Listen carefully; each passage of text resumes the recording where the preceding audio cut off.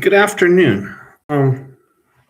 This video is a little different. I hadn't really planned to do this, but everybody, my sons were telling me, Dad, no one actually knows who you are and why you're doing this, or even why they should listen to you. So they suggested that I give you a little bit of background. So I'm going to give you a little bit of background on who I am. My name is Jason Hamilton. I will be the moderator of this show and this entire program for the foreseeable future. My sons may get involved with it. Other people may get involved with it over time. I don't actually know, but this is where we're starting, and this is who I am. I grew up in a one-room log cabin in Alaska, and some of you are going to go, yeah, right. So I'm going to hold this up here for you. That's the actual log cabin that I grew up in. That is the family home. That's actually advanced from what it was when I was growing up. If you look there, you see the scissor trusses. Those are new. We added those about 20 years ago. The same thing, you'll see that basement there. That was added. There was only a root cellar and rock prior to that. That cabin is 16 feet by 20 feet. It's in the bush country of Alaska, just off of the Yukon River. My parents didn't make any money. They had moved there to get away from it all. We lived a subsistence lifestyle, basically meaning if we didn't hunt it, we didn't fish it, we didn't grow it, we didn't eat it. I grew up living off of fish from the river, wild game that we'd hunted, dealing with the wild mismanagement of the 40-mile caribou herd and the associated moose herd in the area that I grew up, and the wild mismanagement by the state of Alaska and the Alaska Department of Fish and Game. My friends and family continue to deal with the wild mismanagement of the Yukon River fishery, because salmon was a huge way that we subsisted and lived. I grew up with fish wheels and fish nets and caribou meat and moose meat, bear meat. But in years when, during that time of mismanagement by the state of Alaska, that subsistence was really tough, I've also shot enough small game, squirrels, mostly rabbit and upland game birds, various types of grouse, ruffed grouse, sharp-tailed grouse, and spruce grouse, and ptarmigan, primarily willow ptarmigan, although a couple of others as well. And I've probably shot 2 to 3 years worth of those with a 22 to feed my family. Now, some of you are going to be like, oh, wow, you shouldn't shoot those kind of birds with a 22. You should shoot them with a shotgun. That's more sporty. And I'm going to tell you, no. We were living a subsistence lifestyle, and a 22, even then, I could buy an entire box of 22 shells for the price of about 3 shot shells. And with some practice, a box of 50 22 shells meant 45 small game animals and upland game birds versus 3 if I was lucky. The extra 5 are for practice, hopefully. And so I've lived that way much of my life. And then I moved away, made enough money I didn't have to. But my wife has some health issues, and some of those health issues relate to the way that we grow domestic meat in this country. And so she can't really eat most store-bought meat. It'll make her sick, very sick most of the time. So I started hunting again. Actually, I had introduced that.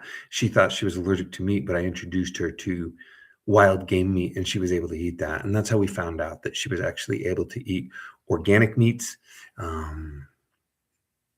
grass-fed meat that was organic, and able to carry on with eating some amount of red meat. She wasn't getting enough protein otherwise. So I got back into hunting, and really focusing on it on a way to supplement and replace some of the income outflow.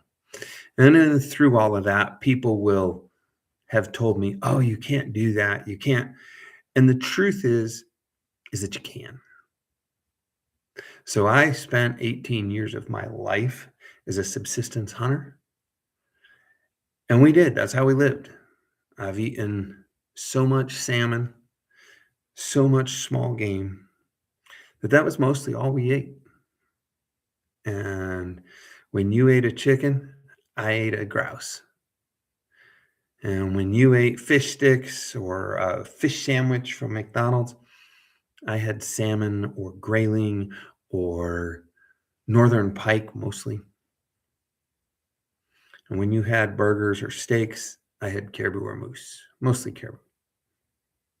So I grew up that way. I lived that way. I lived in a one room log cabin. I lived out on trap line where we were, a full day's travel from any form of civilization.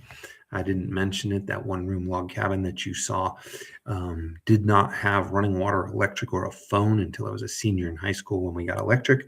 My parents got a phone when I was in the Army and never did get running water in that house. So I've lived that way and grew up that way. And then I returned to that as a way to protect my wife's health. And so I'm always trying to figure out, how do I do this, but not just in a manner that provides enjoyment, but in a manner that doesn't negatively affect the family budget. I've worked for nonprofit organizations for 30 years of my adult life. And so excess money is not available. The ability to buy $25 a pound meat for my wife is just not there. As a result, I haven't done any of that. And so here we are. This is what this program is.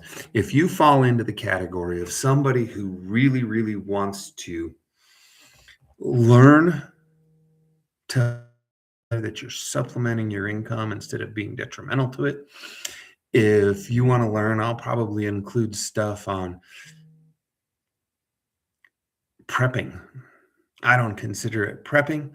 I didn't actually take any classes for it. It was just life where I grew up.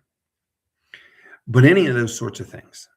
How do we do this? How do we take hunting and move it from this sport hunting that people accuse it of at times, and whatever with that, or trophy hunting, which is a very terrible misnomer, to how do I do this in such a way that I am providing for my family in a way that's not detrimental financially over the long term to the family. Now, part of this that's important in understanding this over the long term is that there's going to be some initial investment. However, you're going to be able to take care of some of that initial investment if you remember to think of this in long-term effects, just like an investment, just like getting a job, just like making sure you buy a vehicle that is reliable. How do we do this in a way that is long-term? So anyway, that's my background growing up. I eventually joined the military. I spent 4 years in U.S. Army Special Operations. No, I am not Special Forces. There's a lot of support people involved with that, which is where I would fall. The only thing that required was that we were physically able to keep up with the Special Forces guys. They didn't actually give us most of the combat training. But I'm a veteran. I know all of that. I grew up the lifestyle in a way that most people pay now to learn. So that's my background. That's who I am. That's why I have some amount of word to say to it. Some of the modern day bushmen or mountain men, I guess they call them, that you'll see hosted on Meat Eater or with Randy Newberg or any of these other guys. I actually knew them growing up. There's some specifically that I've met, some specifically that I grew up with, or around, some specifically that they talk about that they haven't had on their shows that I actually know, and some of them I'm very close to.